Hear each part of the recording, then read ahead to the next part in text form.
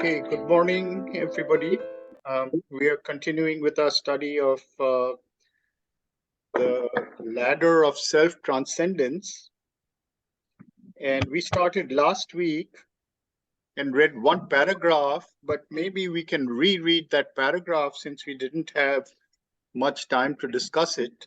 This is chapter 21, the ladder of self-transcendence.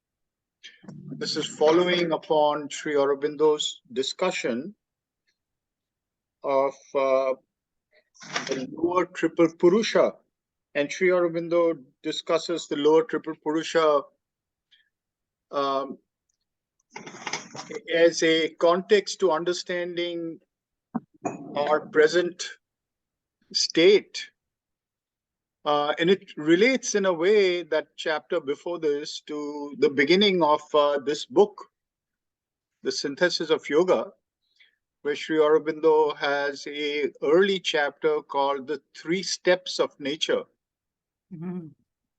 And the lower triple Purusha is actually not exactly the three steps of nature. It seems to be, but in the meantime, Sri Aurobindo has changed his schema a little bit. The three steps of nature, according to Sri Aurobindo, are the first step is like a combination of the physical and the vital. So the two go together in a way in the first step. The second step is the mental. And the third step is what he calls here the upper hemisphere, the spiritual, he calls it there. So the material, the mental, and the spiritual, and the material includes the vital. And here he changes his schema to the physical, the vital, and the mental. That's the lower triple Purusha. And Sri Aurobindo is introducing this early, in that early Three Steps of Nature chapter, in a evolutionary way, in talking about emergences, how consciousness has emerged in different ways through the evolution. And in this previous chapter, the lower triple Purusha, he's discussing it in a psychological way. In other words, we all have these different kinds of consciousness in us, the physical, the vital, and the mental. And he's introducing this from the viewpoint of what he's discussed earlier, which has to do with the Purusha and the Prakriti. And Purusha and Prakriti is a schema that he's introducing before that, and he's connecting it with the lower triple Purusha because he's going to show the fact that these two distinctions, Purusha and Prakriti, which belong to two different vocabularies, two different systems in Indian philosophy, can be synthesized, can be seen together. So the idea of the Purusha and the Prakriti is something that he starts considering in a transition from a more metaphysical consideration earlier to a more psychological consideration from that chapter. Because a metaphysical consideration, and we use these terms metaphysics and psychology in a Western way, but the Sri Aurobindo's understanding of metaphysics is not the same. It's an Indian yoga philosophy understanding of metaphysics. In other words, in the Western understanding of metaphysics, metaphysics is a mental enterprise. We construct a map of the cosmos and our place in it through metaphysics. While in yoga philosophy, metaphysics is a experienced scheme, a cosmology that is experienced, and it is presented for the purpose of experience.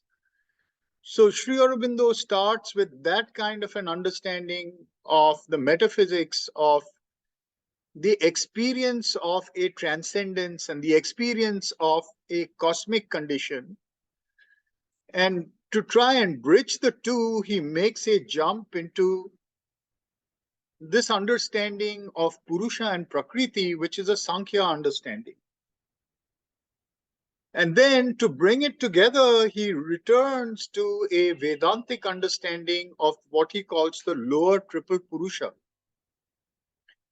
which talks about different types or kinds of consciousness within each of us. So that is a prelude to this chapter. And that prelude to this chapter is so that he may extend that schema out of the lower triple Purusha to make the bridge between what he has earlier called the transcendence, the passive Brahman, and the immanence, that is the consciousness in which we find ourselves, that he has called the cosmic consciousness or the active Brahman. The lower triple Purusha belongs to the active Brahman. And there is a condition outside, which is the passive Brahman that can be experienced. And therefore, it's not a transcendence that only belongs to a mental metaphysics, but an experiential metaphysics. Sri Aurobindo is interested in the question of what bridges the two. And to do that, he comes back to the psychology of Sankhya, and he is synthesizing it with the metaphysics of Vedanta to create a new kind of Sankhya, one may say, an integral Sankhya. An integral Sankhya that pluralizes the notion of Purusha and Prakriti. And so here it's important for us to note the fact that Sri Aurobindo is a cross-cultural thinker, and that he is introducing two very wide, different histories of cultural understanding. One is this notion of Purusha and Prakriti that has emerged in Sankhya and has already made its way into many other schools of Indian thought. And the other, we'll see, and we have seen that he's constantly translating these categories to Western categories. So whenever he uses the term Purusha and Prakriti, he accompanies with it its translation as soul and nature. Now, both these sets are in a way a little difficult for us to grasp because of the time that has passed. Purusha and Prakriti belong to a history of Indian spiritual thought, and already Sri Aurobindo has complicated that by synthesizing it with the Vedantic understanding of the three lower triple Purusha. And soul and nature, both these terms belong to a Western metaphysical understanding, and by now have become quite complicated terms. What is soul? Sri Aurobindo is using it. Sometimes he'll give another kind of translation. Soul is the conscious being in us. So soul is what is conscious in us. And nature is whatever is automatic, whatever has got predictable movements in nature, in our nature and in nature all around us. So this also is a dualism. We see that Sankhya's dualism and the dualism of soul and nature, as Sri Aurobindo points out very clearly, are practical dualisms. They are not absolute dualisms. They are dualisms of experience and thought. But they're important dualisms because we do find ourselves in a world which is running away from us. We don't have control over it. And therefore, there is a dualism that we are experiencing all the time, a dualism of reality that is not experienced by any of us as something that belongs to us. The understanding of belonging is again something that is intrinsic and mental or extrinsic. The attempt to mentally impose the understanding of belonging to the world creates the entire ontology of property, of ownership. We own what belongs to us. But that's a false sense of belonging. It's a mentally imposed abstract sense of belonging that is kept in place through certain conventions. But there is a deeper sense of belonging. What is ours? What is us and what is ours? And that's the question that Sri Aurobindo is raising here. We experience the world as something that is outside us. And we experience an intrinsic identity.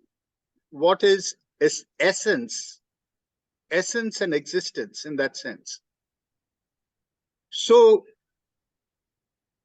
when Sri Aurobindo is discussing soul and nature or Purusha and Prakriti, another dualism through which this can be understood in our times is subject and object. Our sense of self is the subject, it's the interiority of consciousness. And our sense of that which can be externalized is the object. So when we say we dwell in an objective universe, we mean that the subject is immersed in things. In this world of things, properties, of forces, they include what is outside us and what we consider to be ourselves. And that's the analysis of Sankhya. That is what Sri Aurobindo is calling nature. So in a sense, what he's saying to associate these categories of subject and object or soul and nature, Purusha and Prakriti, to whatever he has talked of so far in terms of the two hemispheres or the passive Brahman and the active Brahman, is to say that there is a experience in which the dualism disappears. There is no subject and no object. But here we have this dualism of subject and object. And there is a gulf between these two. So somewhere in between, there is a reality where subject and object are the same, but they both exist. Object is self's observation of itself. The subject's self observation or perception is object. But if subject is infinite, then its self-observation is also infinite. And therefore, there is an infinity of objects.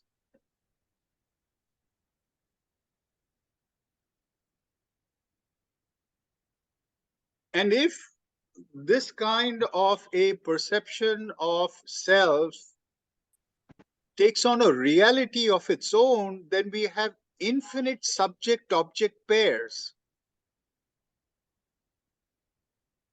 Now, this already shows us a certain scale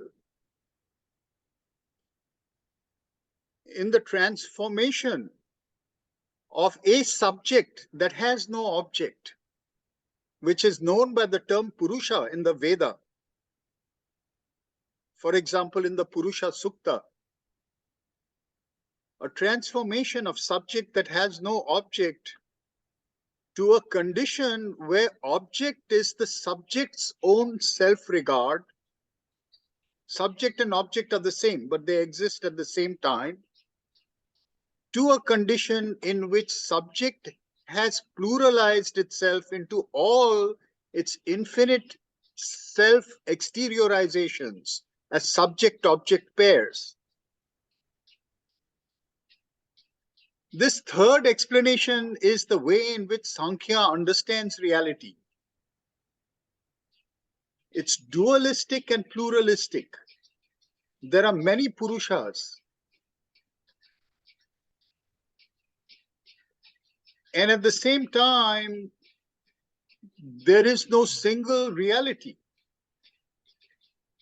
There is Purusha and Prakriti, and there are many Purushas and one Prakriti. That is the foundation on which Purusha finds its own multiplicity. Now, just to talk about these three, this is the way in which Sri Aurobindo is synthesizing Vedanta and Sankhya. To talk about these three gives us a view, a metaphysical view, and a psychological view. It's both metaphysical and psychological, in which we are seeing a gradation in the relations of subject and object, or soul and nature, if we want to call it that, or Purusha and Prakriti using the Indian schema. This is going to result in the idea of worlds.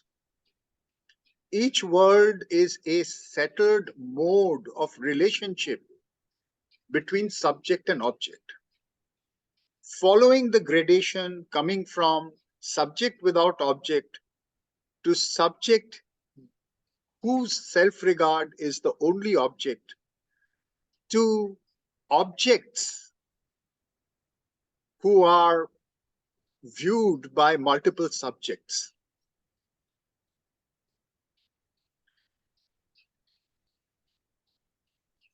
And this gradation is going to be of help because it allows us to experience the ladder of self-transcendence, as he calls it here.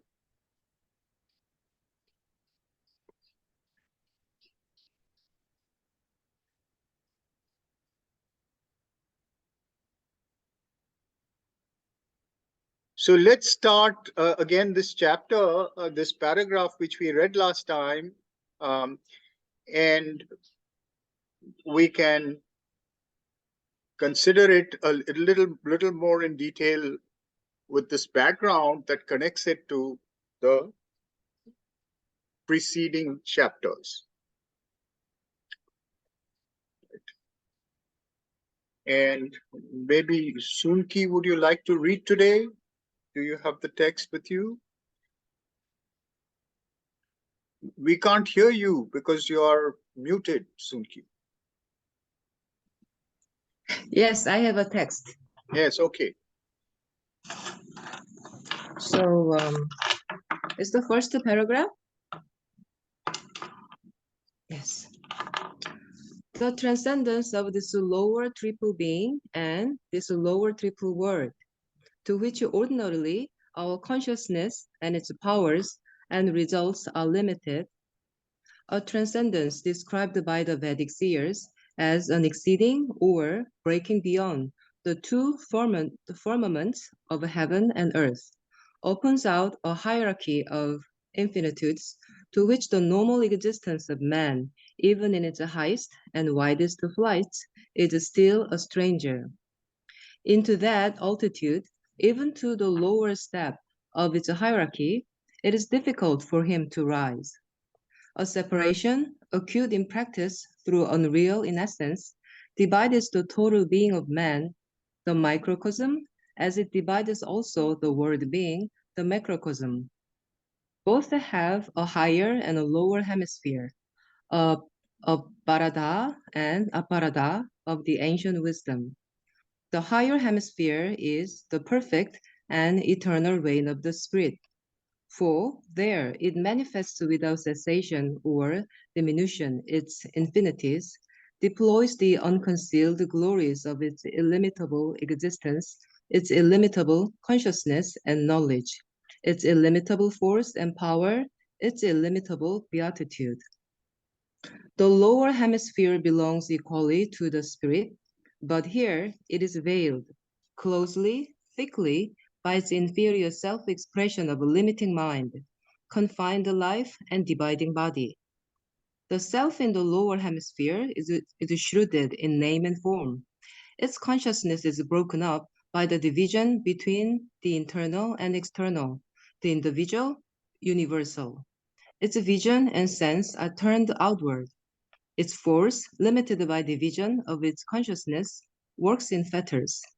Its knowledge, will, power, delight, divided by its division, limited by this limitation, are open to the experience of their contrary or perverse forms, to ignorance, weakness, and suffering. We can indeed become aware of the true self or spirit in ourselves by turning our sense and vision inward. We can discover too the same self or spirit in the external world and its phenomena by plunging them there also inward through the veil of names and forms to that which dwells in these or else stands behind them. Our normal consciousness through its inward look may become by reflection aware of the infinite being, consciousness and delight of the self, and share in its passive or static infinity of these things.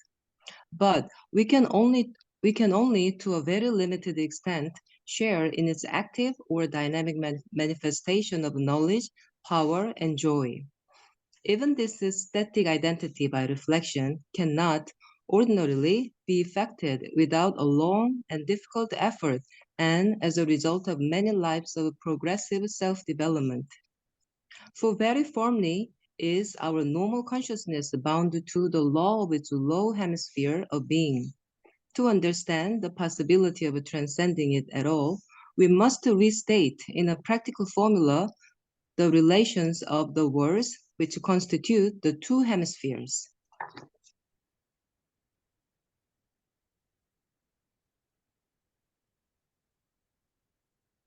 Do I continue to read? No, we can stop for a moment and consider this paragraph and then move on to read.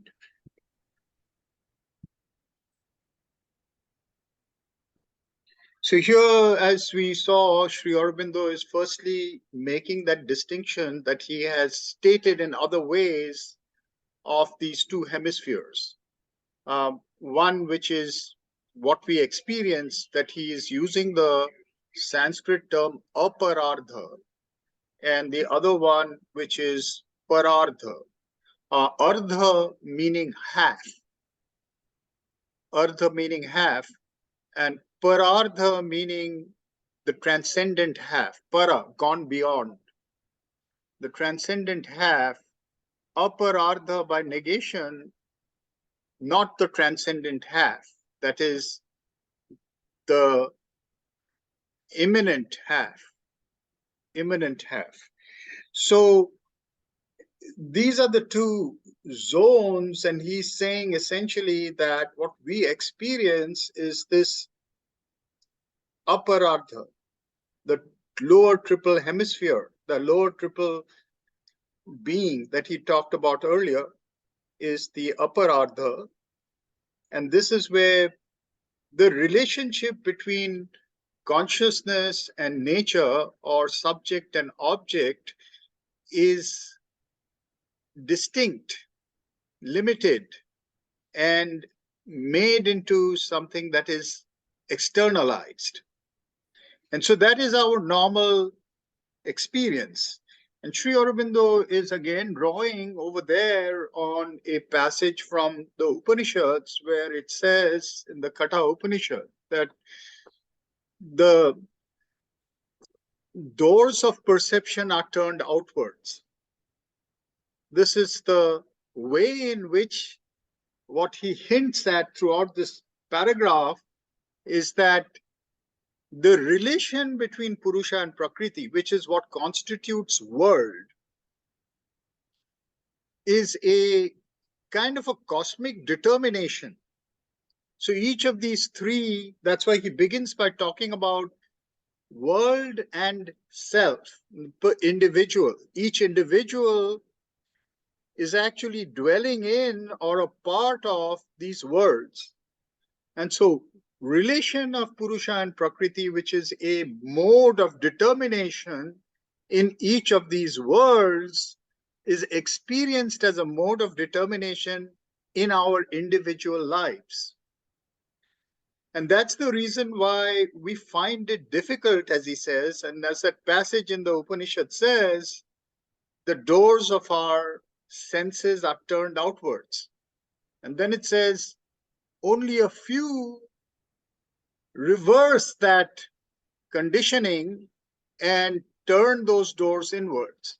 And so the rest of that paragraph, he's saying that we can turn the senses inwards. We can go against the determination of the relation between subject and object by will, turning the consciousness inwards. And if we do that, we are actually defying the cosmic law in a way.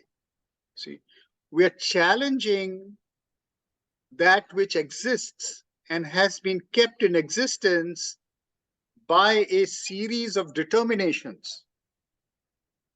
And if we do that, then we can experience a different kind of relationship between subject and object. Eventually, we can discover the fact that it is all subject, that the object is the self-regard of the subject. But the interesting point that he's making, first, he's talking about it in two ways. He's saying it can be done by turning our own senses inward in ourselves.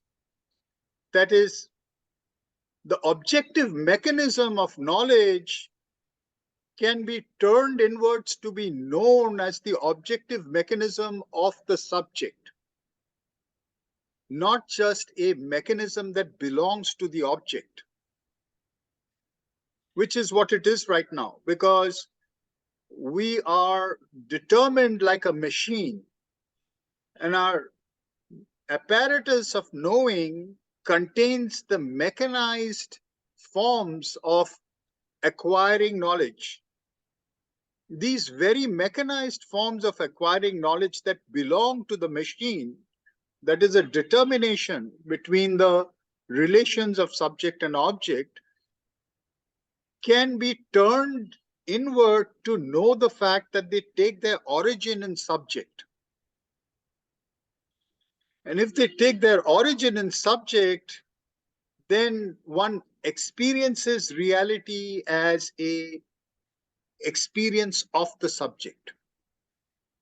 So this is one way in which he's looking at it. But he's saying it can be done the other way, that is by plunging what he's calling the senses. See, like he says over here, the sense and vision, by turning our sense and vision, either we turn it inward or we plunge them into the external world and its phenomena, but inward into the external world and its phenomena. In other words, we are breaking through the surface of the objective world and contacting its subjective reality. This is a very interesting epistemological step that he discusses in the Life Divine as direct knowledge by inner contact. So we can, rather than turn our attention inwards, turn our attention outwards, but break through the shell of objective reality and find its subjective self. And in doing either of these, we can experience what we call the objective world as an experience of the subject, of the spirit, as he says. We can discover too, well, so here, but outside the veil of names and forms, this veil of names, and this is again an Upanishadic term, nama rupa, name and form. The way by which reality is constructed as an objective world through the two primary senses of sight and hearing as the first projects of the spirit becoming an objective world through name and form. So it is just those two that are reversed back through the senses into the gates of that which extended them. So by that, we can get back to the spirit. But here's the crux of this chapter, this paragraph. He says, even if we did that, if we manage to do that, we do that only in a static way. See, this is the crux of this paragraph, where he's saying, our normal consciousness through this inward look may become by reflection aware of the infinite being, consciousness, and delight of the self, and share in its passive or static infinity of these things. But we can only to a very limited extent share in its active or dynamic manifestation of knowledge, power, and joy. In other words, we've managed to separate the mechanism and experience that which has used that mechanism for experience. But we haven't managed to become that self that is acting in the world dynamically. That's because of the gulf that exists between the lower triple Purusha and the self that has become the lower triple Purusha. It's a cosmic gulf. This is a cosmic problem. It is no longer an individual problem. And he says that even the first step is very difficult. It's not a given.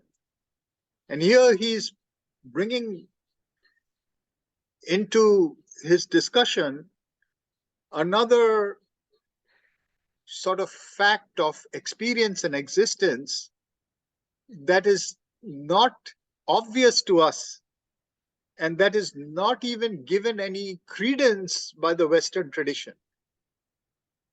That is the reality of the many lives that we need to get to this point. Even this static identity by reflection cannot ordinarily be effected without a long and difficult effort, and as the result of many lives of progressive self-development.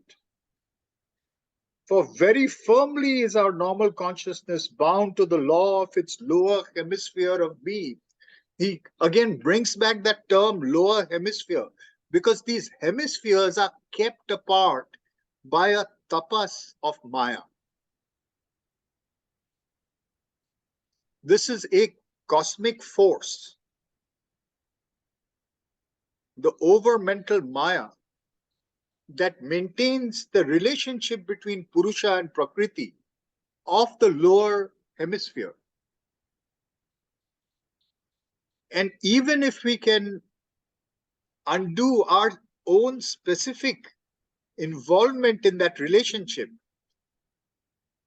we can do it after a lot of trying that takes lifetimes. And this is the point, that it relates to Sri Aurobindo's Metaphysics in the Life Divine, where he discusses the evolution of soul as something that needs repeated rebirths. We find this again in the first canto of Savitri. This repeated attempt against the very powerful force by which we are kept in our fragmented and pulverized condition of consciousness. To gather the strength and stand against it takes many, many attempts. Each lifetime is an attempt at developing just a little more power in this journey, which is really a journey of the will to power.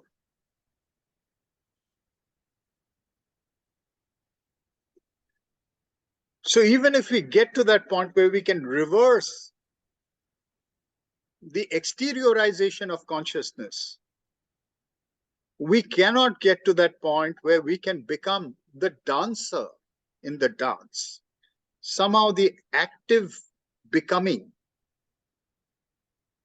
is still held back because of a gulf that exists, so that we can experience, yes, there is a spirit that is experiencing everything.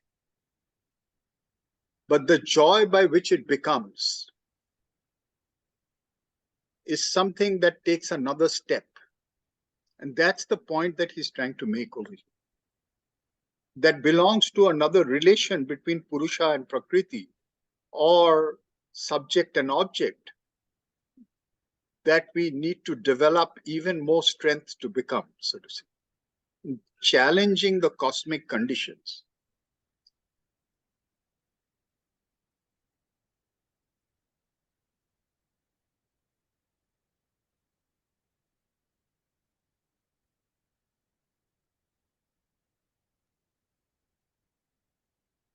Debashish, am I audible?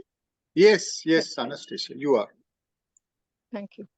Can I ask a question? Yes, please. In the last session, you were mentioning at the end, you spoke about that the fact that we are now in the process of an overmentalization and cosmic overmentalization and supramentalization, that we are in this stage. And you also spoke about the future possible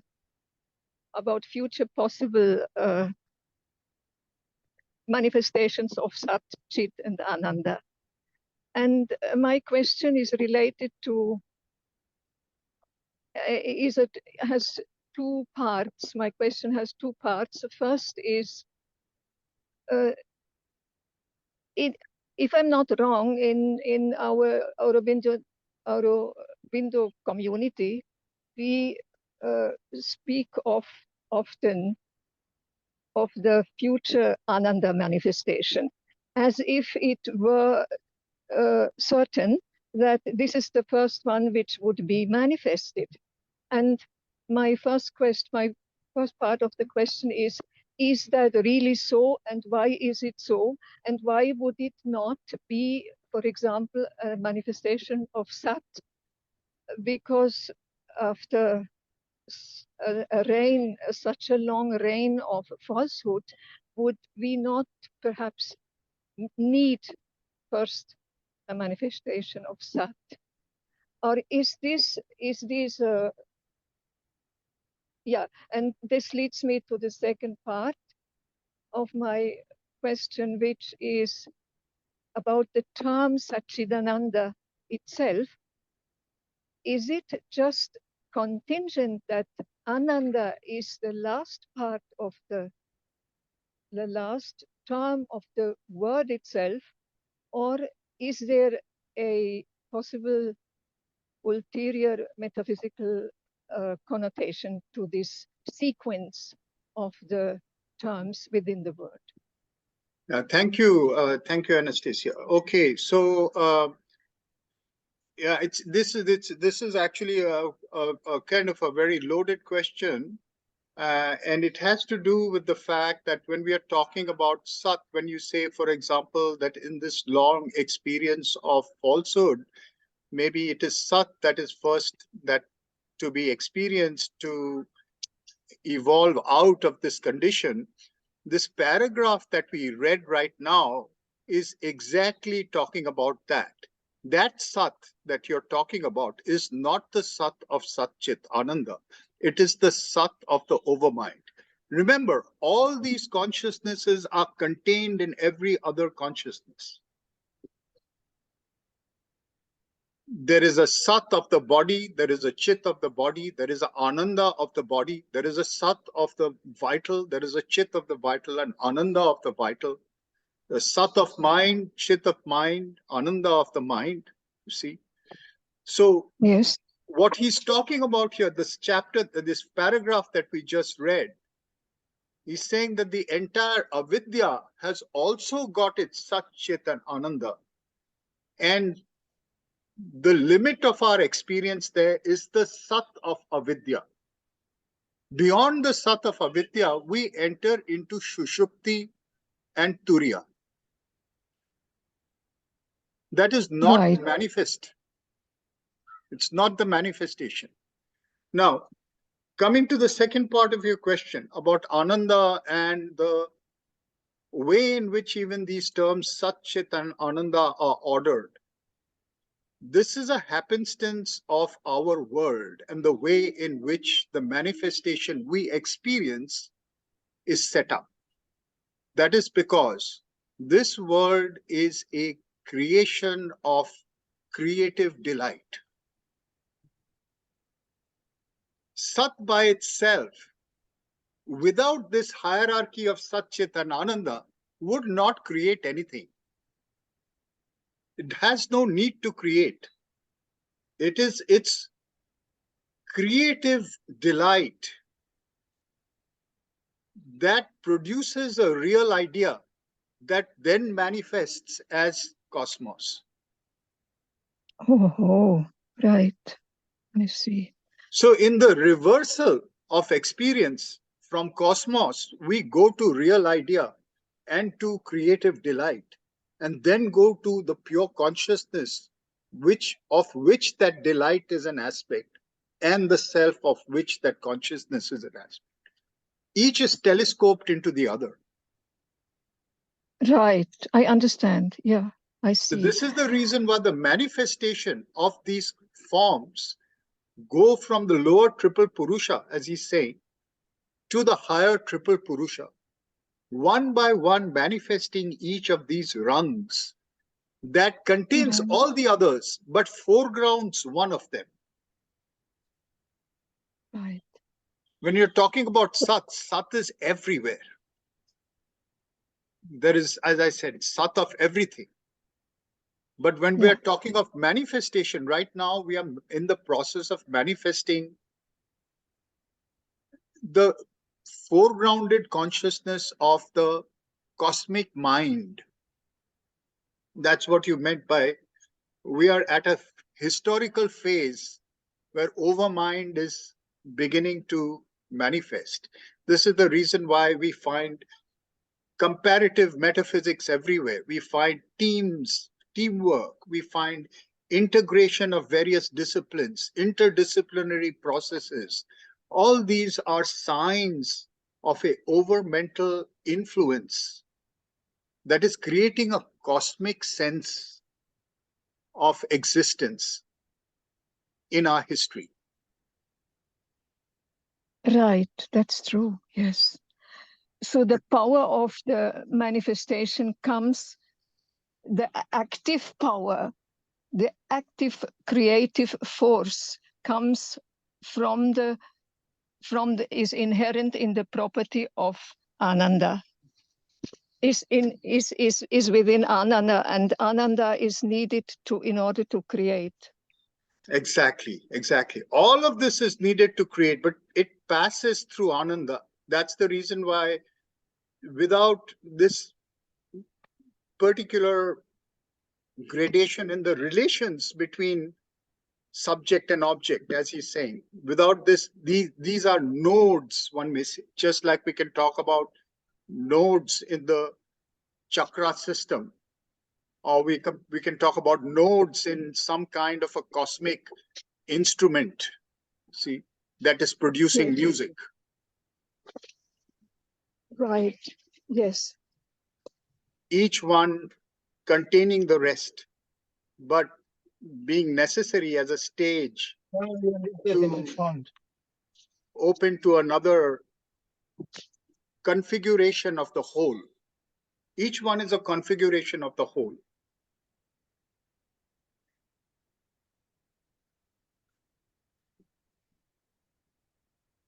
So this is this Satchitananda, the sequence, the order of the terms within the word is what is the exact connotation, metaphysical connotation of this?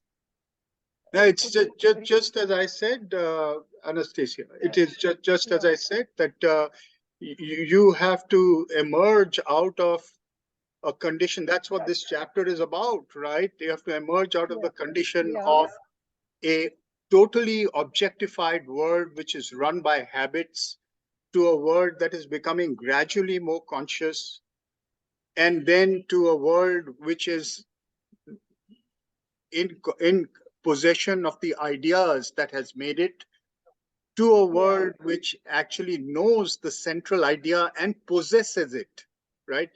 And a world which is free of that and is pure delight using that idea, to a world that is pure consciousness that holds that delight, etc. Now, this question of can Satchidananda be separated?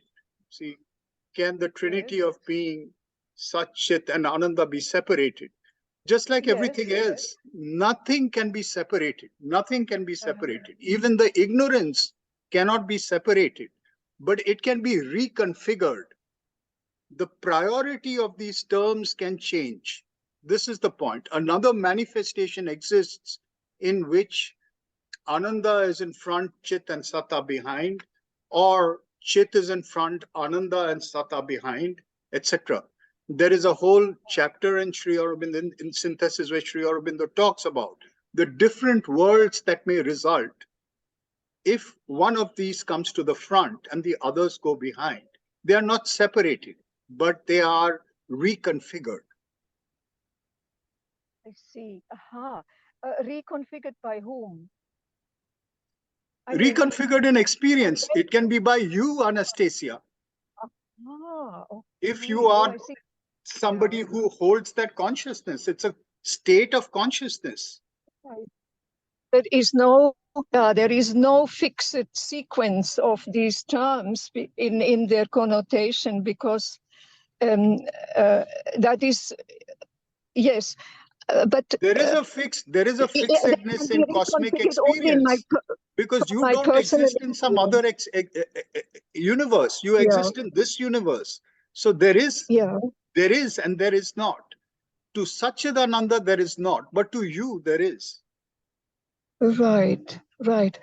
And the real idea which Sri Aurobindo has introduced is the real idea is a faculty of the Ananda, because it has that creative power.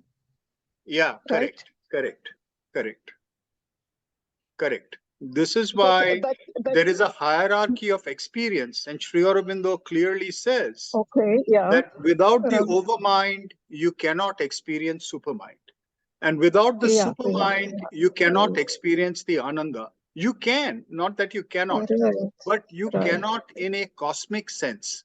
You cannot maintain the world and also experience any one of these without experiencing all the things that have gone below. If you do, then you're out of it. And the Indian term Satchidananda has emerged in this form, in this configuration, from when onwards, if I may ask? That I don't know, Anastasia. I really don't know from when on. That is something Right. which, yeah, that Right. that belongs to a truth of spirit. But when historically that truth of spirit became established, Yeah. Yeah. I don't know, and it doesn't really matter because it exists. That's right. Yes. Thank you so much, Debashishji. Thank you. Okay, shall we move to the next? I have a comment to make. Yes, Janet. Yeah, that is like, I thought you wanted perhaps. No, you please not part of that. Go on your earphone. I think Anastasia, yeah. Janita, continue. yeah. So Sorry. so it's a turning inwards and years and years of reflection and contemplation and meditation, and then you can't do it in one life, and then it could be many lives, and then that's very discouraging. And yeah, it's very discouraging and depressing. No. Not necessarily, Janita. And Okay. yeah, Okay, and okay, I just finished my comment. Yeah. And then on the other hand, I think, yeah, it's like turning inwards and trying to, come to terms with things and self-discovery and all that journey. But wouldn't you say that the technology is keeping in step with this cosmic design, cosmic journey that the internet has brought the whole world together? It's like the whole, like the world consciousness is coming together. It's like it's our brains have come together. We are debating and brainstorming. And like I was hosting a circle on shadow work about a year back, and people would check in from different parts of the world with different backgrounds, cultural context, with different mindsets. Yeah, and in the main room discussion, I would feel like it's like, a coming together, like people speak from different perspectives, and then we argue, we debate, but then finally there is a coming to a platform where we might disagree, but then like we are at least hearing the other's point of view. So the internet is like, in a way, bringing our brain consciousness together, but it's like our hearts come together slowly, yeah, and then love comes into play. And so would you say that this, whatever's happening, this whole internet is such a thing, it's such a revolutionary, it has its downside, but then it's like in line with the cosmic plan of the evolution of the human race to a certain other plane? Yeah, no, okay. So, firstly, the two comments you made, one is about the discouragement of many lifetimes, etc., and the other one is about the internet. The two are related because there is a historical aspect to all this. Because the many lifetimes you have experienced, the many lifetimes, we are at a certain point in history. None of us was just born in this lifetime. See, there is a historical point in which we are called upon. So many people are reading this print tech, not just you're talking about technology, right? It's print technology that emerged at a certain point in time. Before that, only a few people could read. So it became available to many people. Today, many of us are sitting and studying this. It becomes available to more and more people. So there is a counter force to the kind of conditioning that he's talking about. That is also an aspect of general evolution that is going on. And our lives that he's talking about is also something that is part of that history. See, so it isn't that, it's a matter of discouragement. I think it's a matter of encouragement that you are at a point where you are grappling with these ideas and can turn your consciousness in that direction. See, so from that point of view, the two ideas are related, what you're saying. The notion of internet is also related to what Anastasia was saying about the overmind as a kind of a cosmic mind, which is manifesting, about to manifest at this time. See? Even thinkers like Teilhard de Chardin, who used the term noosphere, and others who followed him, like Marshall McLuhan, they were actually seeing, before the internet emerged, the possibility of such a cosmic mind becoming materialized for humanity. See? So we could see that this is an aspect of that particular evolution that is going on. But all kinds of evolution are also technologies. They're actually really conditionings and ways by which things are becoming more and more, one may say, available to us. But each of them comes with a price. Each of them comes with a burden and a thing to do. The reason why we can talk either in glorious terms about the internet or in very deprecating terms about the internet, I draw your attention to the literature that exists on this. We can easily become all overblown about it, or we can become totally depressed about it. Because the internet is really, in a sense, creating a situation where only the rich can dominate the world by the conditioning of the poor, see, and makes it much more possible than ever before for that to happen. So it's really a question of how one looks at it. Either way, it's a kind of a cosmic condition that is being projected by this technology. The real thing to note there is that it comes with a new and enhanced responsibility of consciousness.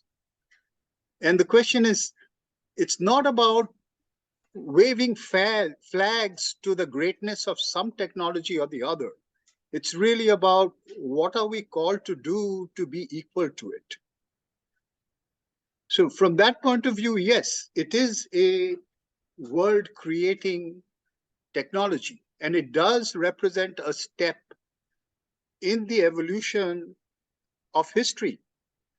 But it also comes with a much greater responsibility of consciousness in terms of this relationship between subject and object. So when you say the study by Tala Shraddha, so there are a lot of intersections between what the phenomenon of man, that book that he wrote, is what I'm dwelling on, that noosphere, and he came out with this like a century ago, or more than that. And so when I read that, and I thought there were intersections with what he was saying and Shri Aurobindo's philosophy and the mother, you know, how slowly that we can keep evolving to a higher consciousness. Yeah, And there that are phenomenon, intersections, except yeah, that for the theory. yeah, right. And for Teilhard de Chardin, he had Yeah. an experience. You see, he was in the First World War, and he had an experience of this impending cosmic consciousness that he later talked about as the noosphere. And Yeah. interestingly, he was one of those people who, like Jean Gebser, who talked about the integral consciousness, who, before he died, came across the works of Sri Aurobindo. Teilhard de Chardin actually went to the Sri Aurobindo, there was a library in New York at that time where he came across Sri Aurobindo's work. Just like Jean Gebser, who came across Sri Aurobindo's work and publicly stated that he felt he had been drawn into the orbit of Sri Aurobindo when, without knowing it, when he wrote what he wrote. But yeah, I think certainly they caught something of that same idea that is actually revealing itself. And you know, when I read Shraddha, I thought like mother was like, the same community, and I thought that when I read about the two of them, and I thought maybe like they knew each other. Mother knew Shraddha's studies. That could be in an occult way. Because they were kind of, in an occult way, you're saying? Yeah. Because they were contemporaries, right? And also Shraddha was like an archaeologist and he began his theory from the very roots, like going to the fossils. You know, there's this man that he discovered. There's a particular name which was given, which was dug up in Africa, and he was involved in that study. So anyway, so like There was the he's Piltdown ban. I think that yeah, that was a something I've forgotten now. controversial Yeah. thing. Yeah. Yes, yes. So it came from studying those fossils, and maybe like from where man originated, maybe where the consciousness originated first, that fossil man, and then from there he built it up to, and he goes the other way, right to the top, right? Yeah. Yeah. True. Yeah. True. I thought Yes. like maybe they would have had some exchange, or maybe like you're saying, it's occult transmission. Yeah. They Don't didn't know. It have made any me exchange. wonder. Yeah. Yeah, Yeah. it made me wonder. Yeah. Yeah. It's interesting also, Janita, is that correspondence between people and people knowing each other has also escalated to a much. Today we know about what's going on in other people who are writing, thinking to a much greater extent than even 100 years before. People lived in the same world and knew nothing about each other. Yeah, of course. Like, yeah, that's true. In fact, I also wondered about like D.D. Kosambi in Goa, and he did a lot of study on the mother goddess cult. You know, he undertook a study, and there's this book, Myth and Reality, by D.D. Kosambi, and all Yeah. the experimentation. It was his own thing. So Yeah. he goes about doing it, and there's this another person, Souza, who's staying here. They don't meet. Though they belong to the same state, and they come to the same conclusions, right? Yeah. And they are in a way contemporaries. Yeah, it's so Right. interesting. It's Yes. so, yeah, Yes. of how the consciousness we can just take from each other without really corresponding or physically meeting and Yeah. exchanging. Yeah. That's the occult aspect of it, which thinkers like some people are saying that there's a time, there's a certain kind of a field of thought which we belong to, and different people tap into it. Very interesting. Yeah. Thank Keka. you. Yes. Hi. Yeah, so it's interesting topic that Janita is bringing up, and I just thought of bring also attending to the fact that the will to power is not only individual, it's also cosmic, and also both equally to truth and falsehood. So that said, there is a tremendous will to power of falsehood as well, which is which is acting in this world. And as you guys were talking about the psychological atmosphere where things used to be transmitted without really physically meeting, etc. So I'm just wondering if this internet and things, that sort of thing, whether that is really helping it or hindering it. Like, is it blocking that psychological transmission, or is it actually enhancing that psychological transmission? That's also something interesting to know. And all I can say is that with my experience, before I know it, I'm subject to some information that I looked at on the internet. So that is that kind of influence is very and as you said that the rich people, I mean, it's privileging rich over poor. So or I would say more verbose also over people who are introvert. So extrovert over introvert. And so, and also, I mean, that also brings that to my mind, that usually when you really, really found something which you are like an infinite nectar you are still drinking. You are not ready to spill over, right? It's basically, it makes you introvert, like keeping it or letting it sink instead of spilling it out. And so basically that I'm a little bit apprehensive about whether it's going to be like the Pac-Man game where you have you go forward with for a food that you can get the point, that you can eat and get the point, but on the way you are eaten up by the Pac-Man. So that I mean, I just thought that it is something extremely complex. Yeah, no, undoubtedly, you're right. Now, going back to the will to power, exactly, you have to see it. We have to see it as two wills. This is the prior will is the will to, the destruction of power. In fact, that's the prior will. The sacrifice of Purusha is really the pulverization of unity of the one.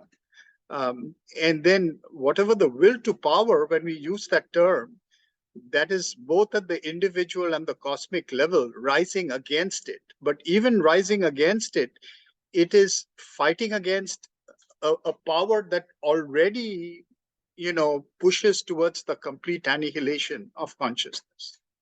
It starts with that, and it's really building the power against it that the will to power represents.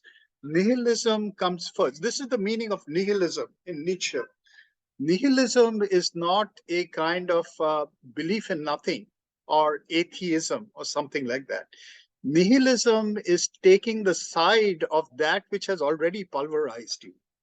See, and in many, many ways, we lead these compromised lives where we don't think we need to do anything about it. We've already taken the side of that which has wiped out the will to evolution, you may say, which is the other will.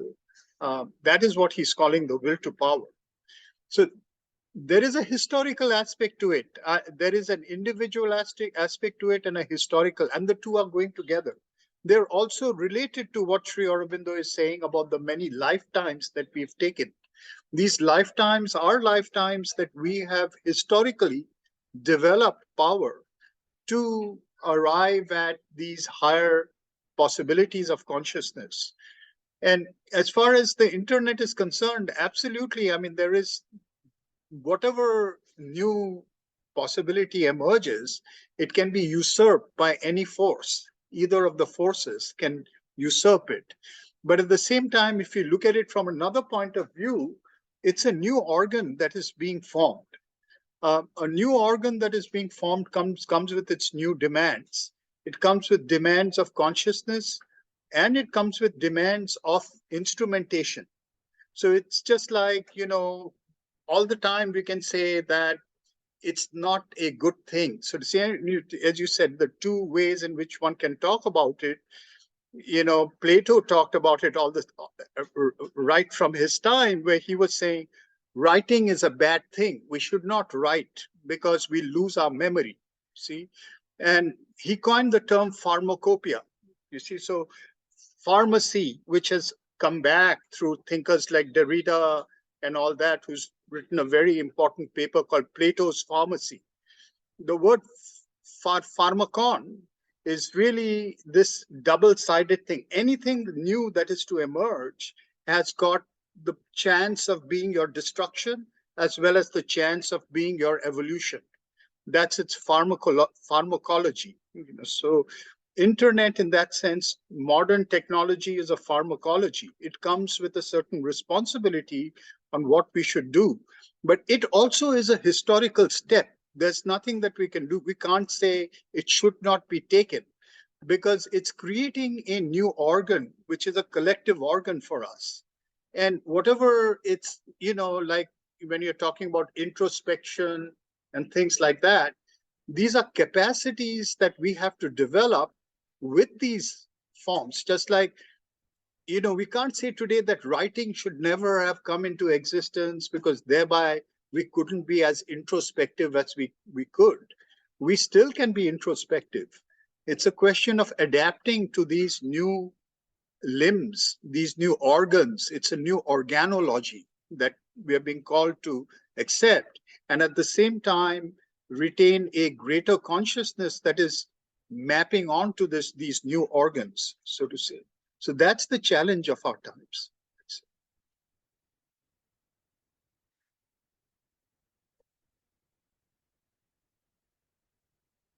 Aditya. Yeah, Subhashi. So basically, I had a comment and a question about what we discussed. So we talked about internet, right? So recently, the AI developments have been very interesting. Like if you have followed the Chat GPT and stuff like that. So uh, it's a very good in a way that before your talk on Bergson and Sri Aurobindo, I just typed some of the questions there and asked what is the common between those things. To some extent, it actually parsed the internet and showed me few points, key points, what are similar. So I guess that is helping people to catch up with development in philosophy of whatever has happened. But also, uh, what I'm feeling is that now, if we look at philosophers as human thinkers, like machines who are generating this different text of information, the machine can do that in the given future. You can have all permutations and combinations to a level that humans might get saturated reading and consuming those things. So it might just repel people from consuming new information and just turn inward, or I don't know what. What do you think about might happen like with these developments? Yeah, so there is a question, and we've been listening lately to one of these philosophers, Herbert Dreyfus, who's a great Heidegger scholar, right? He's passed on. He was at UC Berkeley. He died a few years back. Um, but he challenged this notion that this is again a model. You see, the model that we are very quick processing machines. In a way, today, with the advent of very quick processing computers, we are really saying that the computer, that's why we use terms like artificial intelligence, because we are saying that our process of intelligence is being replicated faster by this particular machine. But it's a model. It's not necessary that that is our process of information processing. See, that's the point that Dreyfus is making. He's saying that how we arrive at understanding is not necessarily how computers arrive at understanding. So there is a thinker, Gilles Deleuze, he uses a certain phrase. He calls it the dogmatic image of thought. The dogmatic image of thought is about information. It's basically you ask a question and you get an answer, right? It's about information. If you have the information, you get an answer. Is a certain animal red in color? And if you haven't read it, you don't know. But if you've read it, you say, yes, it is red in color, right? It's only information, right? Similarly, in information also, there are lots of assumptions. There are assumptions, like you said, if you ask it about something, let's say you ask it about intelligence itself, right? It'll tell you what is intelligence according to the assumptions of what is intelligence. Always, to our understanding, there are certain assumptions beyond which we cannot go. See? So you can probe assumptions and ultimately come to an incertitude. You will ultimately come to a kind of a state of not knowing, agnosticism. See?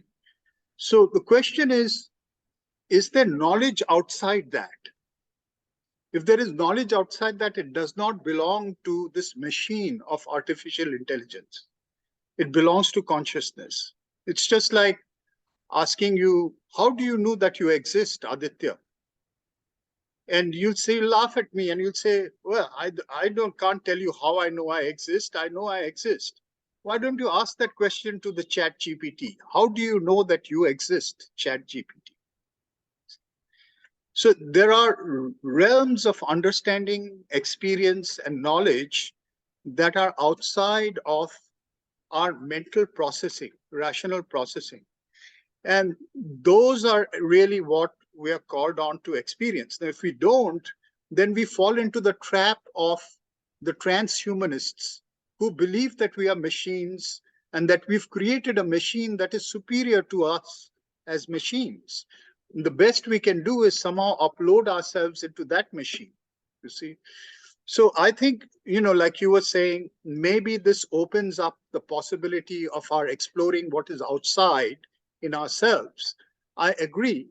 But the assumption to that is that we accept a model that goes outside the model by which this has been created. See, otherwise, we're in a trap. We've entered a kind of nihilism, just like we were discussing.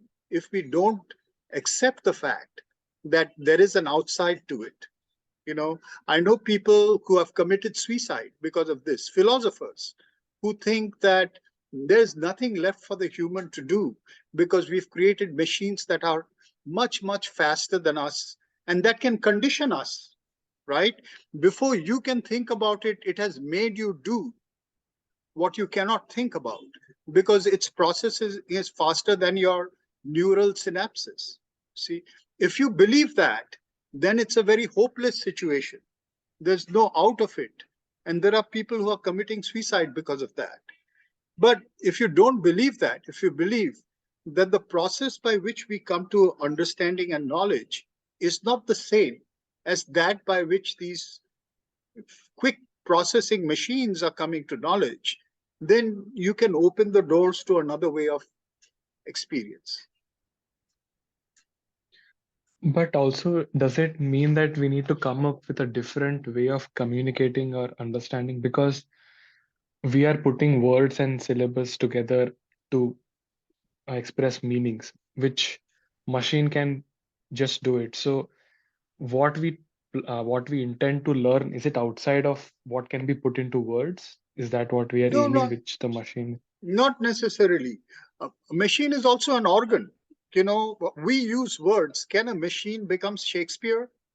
Well, like they say, this is a thought experiment that has been conducted a lot, that a monkey using a type, this is long before computers. A monkey, if it was given maybe 10,000 years of life and given a typewriter, at some point Yeah. could produce the works of Shakespeare. Okay. So where it's using words, right? But the question is, how do you explain the difference between that which can just put together words to make meaning that is communicable and that which is putting together poetry, which actually makes you experience something that any communicable dogmatic image of thought cannot convey to you. The world is not just about information. But right now, ChatGPT can write poems which nobody has written in the past. Yeah, I mean, it I'm in a way sure it can. understands that abstractions that we are able to relate to. To what extent? That's the question. To what I extent? see. Even if it can writing poems, I mean, nursery rhymes have been written by children, and you can have all kinds of poetry of different statuses. You can repeat things that have been written in the past in new ways. What makes a poem unique is that something is communicated that has never been communicated, that is beyond the words that communicate it. So there is, I mean, something beyond, um, sort of information, even in terms of what you're calling the schemes of abstraction. I see. So last question, sorry. So like in comparative research, machines might do better because they can parse through like all that has been written. But when it comes to exploratory research or something, synthesis of a new idea, in that case, machines may just fall behind. That's what you're hinting at, right? Exactly. Original thoughts that are produced. I mean, we've been doing research for Mhm. hundreds of years, right? earlier, I mean, even when I started doing my PhD, I had to go to a library and pick out books, and actually took a lot of time to discover something which was not even present. Sometimes we had to actually requisition something after a lot of searching and all that. AI will make that much faster. But the production of original ideas has been utilizing information and its processing from the very beginning, but has always overstepped whatever exists as far as understanding goes. So from that point of view, I think it'll be a tremendous tool. I mean, internet itself has sped up tremendously. That's why there's a lot of research these days. There's an exploration of a kind of a complete, explosion of ideas that's taking place right now, which is also an aspect of this evolution that we are going through. Not all of those ideas are really great ideas. Most of them are operating at a level which computers can produce. You see, but there are ideas that through the history of humanity we have produced with information that have gone beyond what can be processed. Yeah, thanks. Jean-Michel.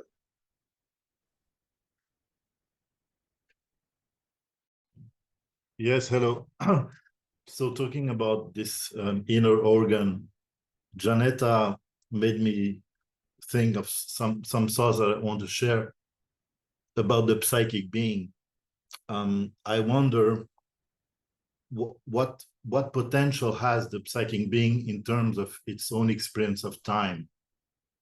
And because when we talk about the struggle of many lifetimes, okay, but I feel that the psychic being can experience a time infinity, and that this possibility that Sri Aurobindo's yoga is bringing, which is really this descent of the supermind that is reality, is also the possibility of for the psychic being to open itself to a time infinity that will mean as well that somehow those many lifetimes become experienced as something that is happening in the present, something that is really simultaneous. And well, all those experiences somehow gather much more quickly, and it's connected to this ladder of consciousness, because obviously this ladder of consciousness, this subject object, is probably a different experience of time. Each one has a different experience of time. And so this totality of the psychic being, I imagine, is a possibility to experience all those lifetimes more and more as being now, and their knowledge becoming actualized in the present. I don't know if I'm expressing well. I mean, of course, it's more a question that No. Yeah. So this is the thing, Jean-Michel, that our normal experience of time is through the mind. And that actually splits up time into this sense of time yesterday, time today, time tomorrow, etc. You see, and even the inner mind has a different experience of time than the outer mind, because our sense of time is also subject to the same objectification that cosmic mind is putting on us. Psychic being, it's not only that it can experience infinity, it does experience infinity. That's its normal mode of experience. It experiences eternity. The primary experience of psychic being is that it has lived forever and it will live forever. See, that is its. And then this is the Ananda, right? This is really Ananda. Right. Somehow, The this psychic experience being is an Ananda. individuation or individualization of the Ananda plane. And so what is happening is that its mode of experience is different. Its mode of time experience, its mode of time experience is different from the mode of thinking of a progression of time. But it has accepted the mode of the progression of time, see, to experience. So this is exactly when, say, what Krishna is saying to Arjuna, that the difference between you and me is that I know all my past births while you only know this birth. See, there is a certain esoteric meaning to that. And that is that the psychic being, once it has come into time, takes its births within time and does not experience its total eternity except as a mode of existence. It's a mode of, it knows that it has existed forever. But psychic essence knows that. Psychic being, which is really that the combination of Purusha and Prakriti. That's why the mother is saying it's the psychic personality that is developing its own power from life to life. See? So there is an evolution. In the older system of Purusha and Prakriti, there is no evolution. But psychic being is evolving. So its mode of existence is eternal, but its mode of expression, that's the point he's making over here, that our mode of expression is not keeping pace with that. It has to develop its muscles, so to say. See? So psychic being comes to a point in its evolution where that eternity and its powers hit that cusp. That's the whole thing about the triple transformation. The psychic being becomes the cosmic being, and it becomes the supramental being in an individual, in an individualized way. See? And that's when it actually transcends the womb of the avidya into which it is born again and again. See? It's the psychic being that is subject to the temporality of the avidya. See, though it knows itself to be eternal all the time. See, I know, just like you were asking whether you're making sense, I'm wondering if I'm making sense, because this is you are. Yeah. But This is completely gnostic. Yeah. Yes, it's gnostic. It's a gnostic experience that has two types of time experience in it. One that is evolutionary and one that is eternal all the time. Debashish, I was just thinking about the same things. In fact, this will to power is a will to evolution. And is there not, can we say that there must be behind an urge of the soul, an urge for this will to power? This will to power must come from the soul. And is it then not the psychic being? And must it then not be a inherent in evolutionary drive or urge that that um, that that will train this muscle? Because and my question is, if we agree on the fact that there is a certain over mentalization, a collective, for the whole collectivity of humanity, an over-mentalization process going on, which will eventually lead us and must push us to the supramentalization, in the sense of the call from below, to which the grace and the response from above can respond only. Then if we then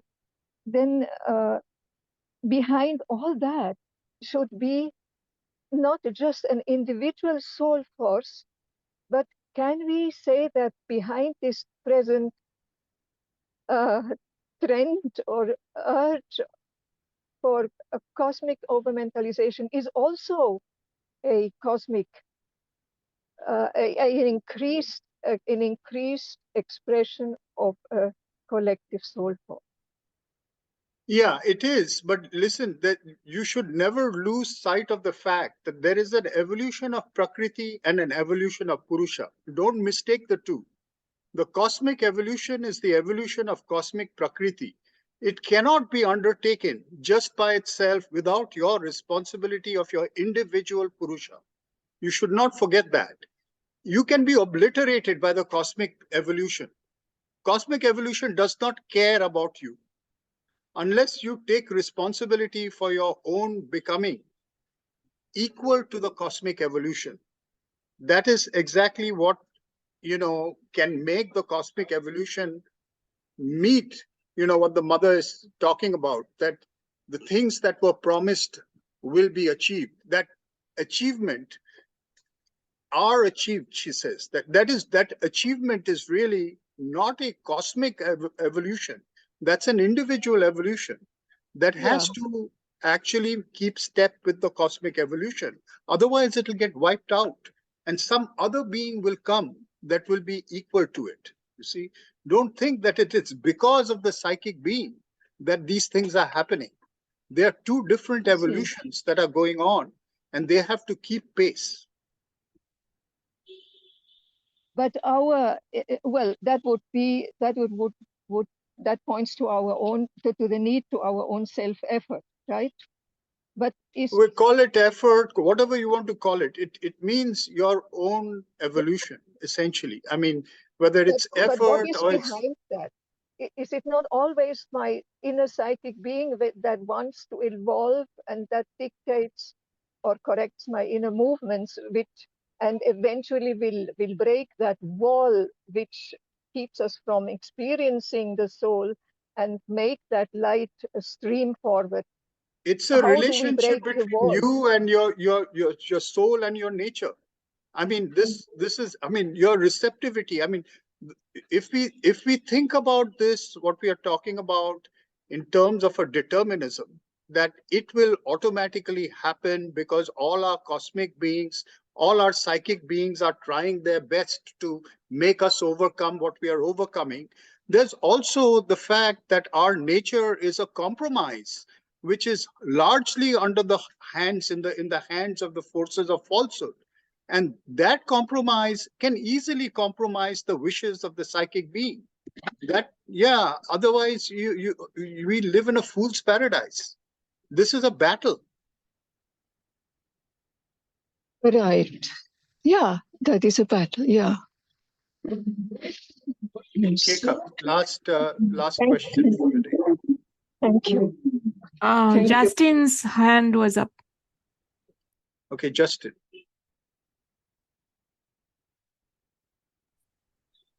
Thank you. There's so many very amazing colorations of consciousness that have gone through this discussion. It's amazing to hear.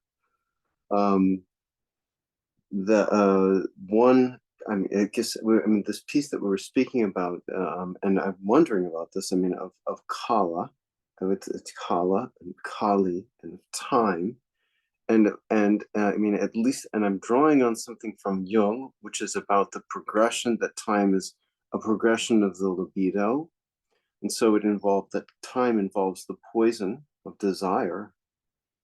So I wonder, I mean, if that poison again is part of the transformative process.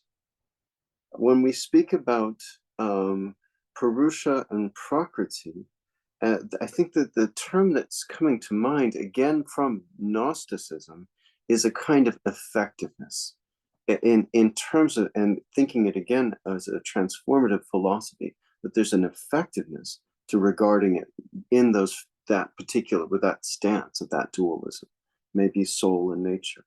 So I wonder if that's possible. And and as far as, I mean, AI goes, the discussion seems to me to reflect on the augmentation of consciousness. I'm having the sense that in dialoguing with AI, that my ideas are coming back reflected to me in a clearer way than I express them. And so I'm interested in that continual sense of not only of that it has an answer per se, but that it continues to augment thinking per se. And then the last piece that I wanted to kind of just reflect on again, almost in part, that you had said that there are these different worlds: a world of habits, a world of ideas, a world possessing the central idea, a world that is pure delight, and a world of pure consciousness. What was it that came after the world of habits? Is it the world of ideas or some other? What's going on with that? That's the question. Yeah.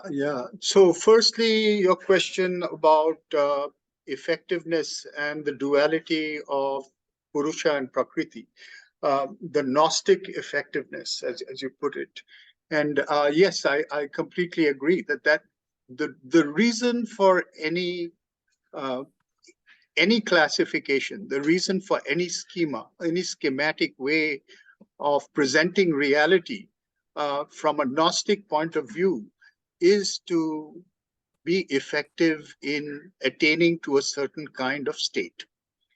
And if you want to call it a alchemical process, yes, that's the reason why he suddenly turns from his cosmic understanding of two states of the Brahman to a psychological schema of Purusha and Prakriti that can be a dualism.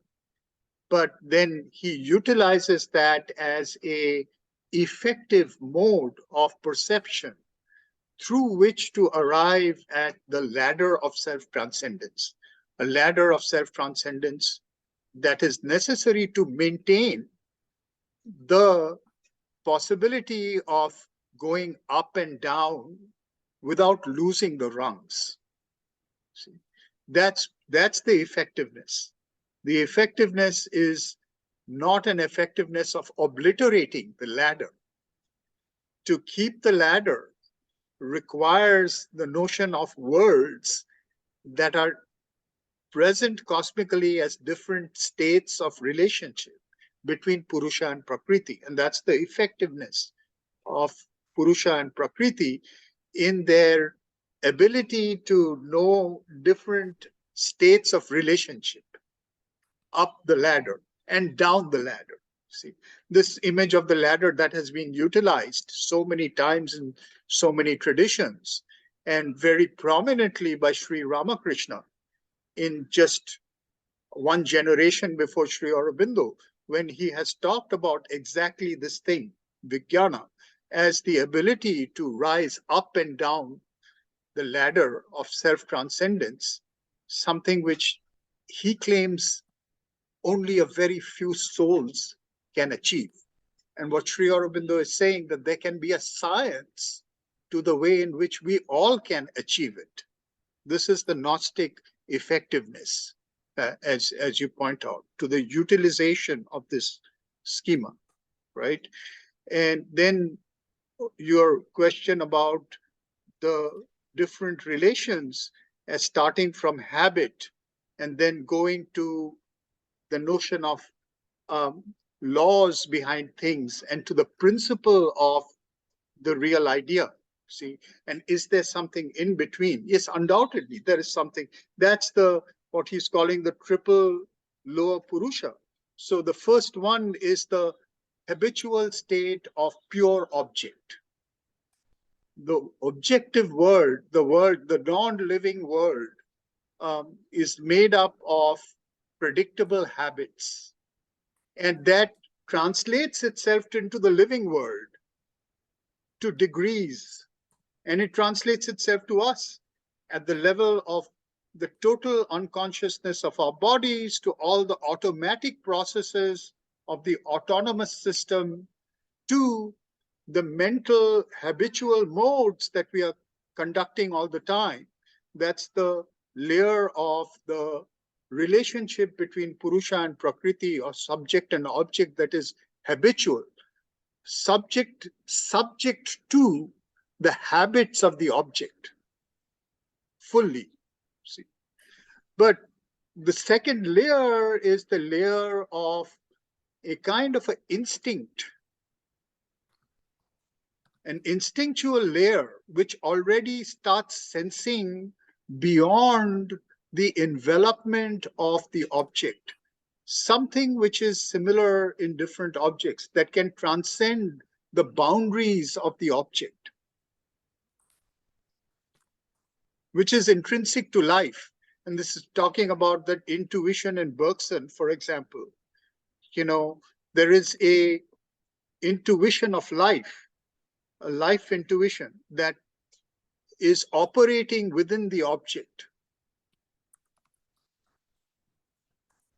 And then that intuition becomes more self-conscious and reflexive in the layer of understanding laws that are predictable and that can be utilized in technologies as we are discussing them. See. And then the very principle of idea, see, because we may say that laws, even if we talk about an infinity of laws, because there are always infinities, these infinities of laws are really contained or bound infinities.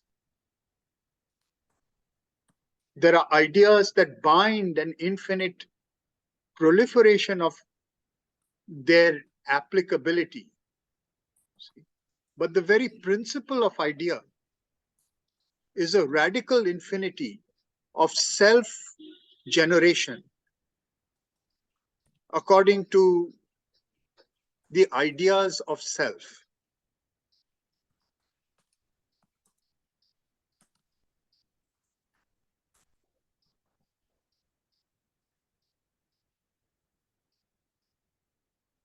You see, the analogy that Ramakrishna gives about the chameleon with its colors and the person who's looking at it. The first person sees it in one color, second person sees it in another color. They fight, then they go to the man who lives under the tree, and he says, "Oh, I've seen 200 colors." But even that man's experience is a bound infinity of how many colors he can enumerate that he has seen. While the animal itself has a radical infinity of colors that it can produce itself in. This is the difference in kind between the layer of the laws that constitute the relationship of Purusha and Prakriti and the very idea of the real idea.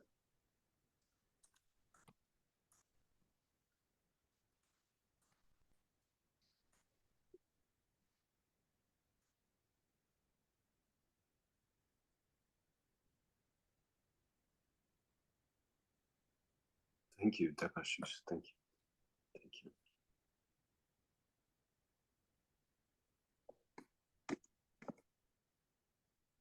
Yes, Keka. Yeah, sorry, it's already over time. I'll be quick. So I wanted to, bring few points regarding this chat GPT as well as internet, actually, in general. So one is as Sri Aurobindo says, that, there's the aids, 4 aids of knowledge, or 4 aids of sadhana. The Shastra, Utsaha, Shastra, Guru, and Kala. So that Guru part is very important, I believe. Like, not just Shastra, but Guru who is embodying, meaning, like when I read someone, I kind of have unity with the consciousness or the person. I mean, if I really need get it, I mean, if I get to that point, not always I do.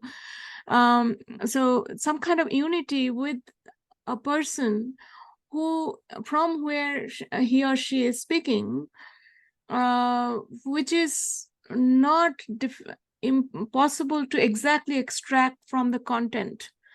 Which is how, I mean, when that happens enough, then you kind of almost feel in what context that person is going to say what. Kind of, you already got the way of that person's thought process, or kind of, so that's what that unity I'm talking about, as like uniting with Guru, like sitting near, which Upanishad means.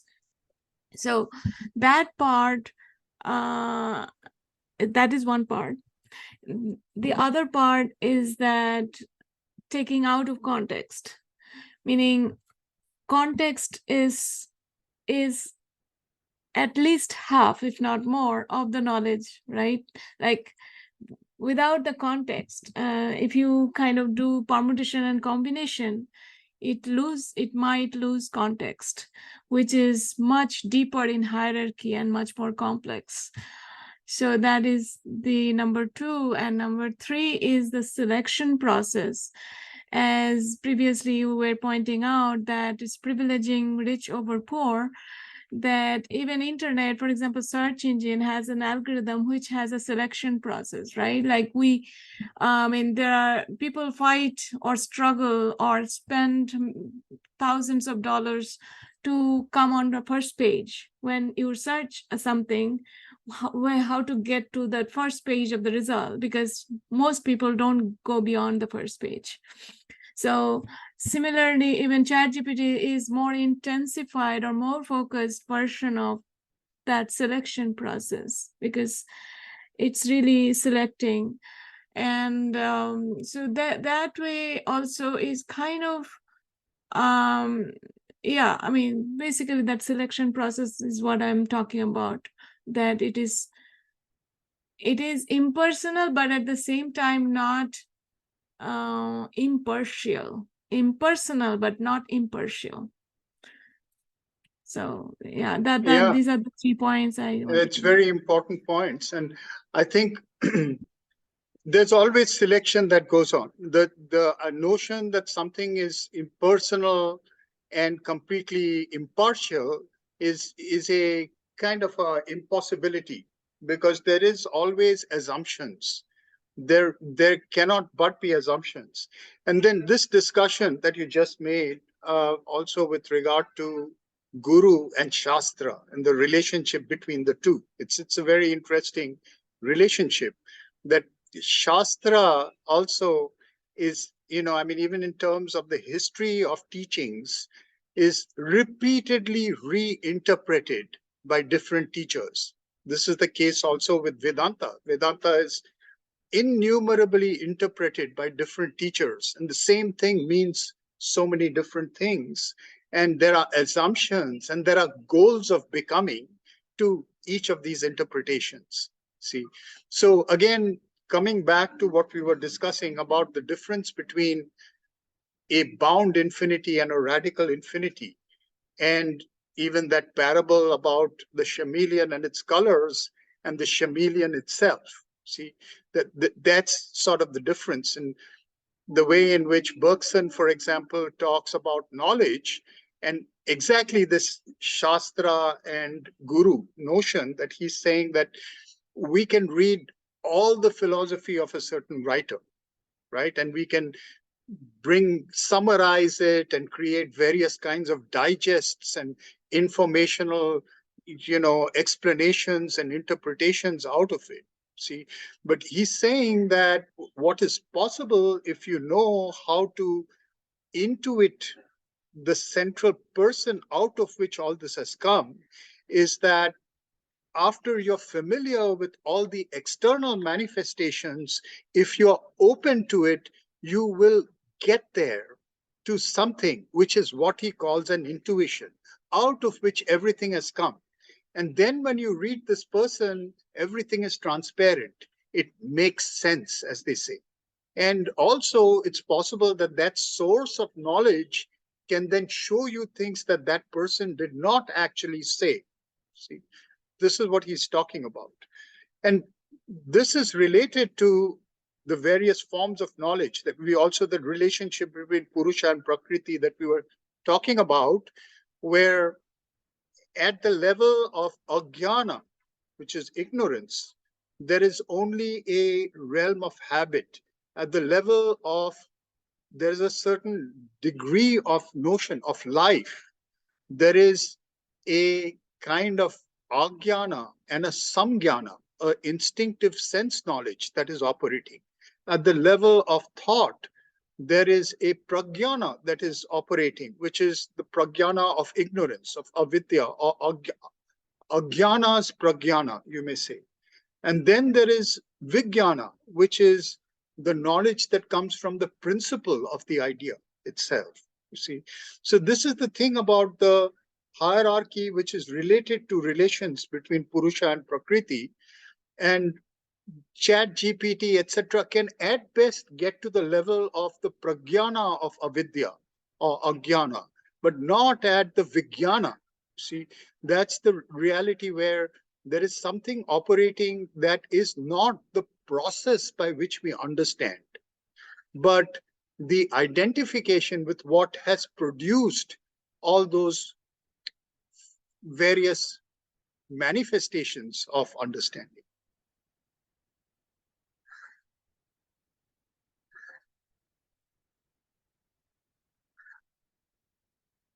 Okay, so we'll come to a stop for today's session, study, and I'll see you all in a couple of weeks.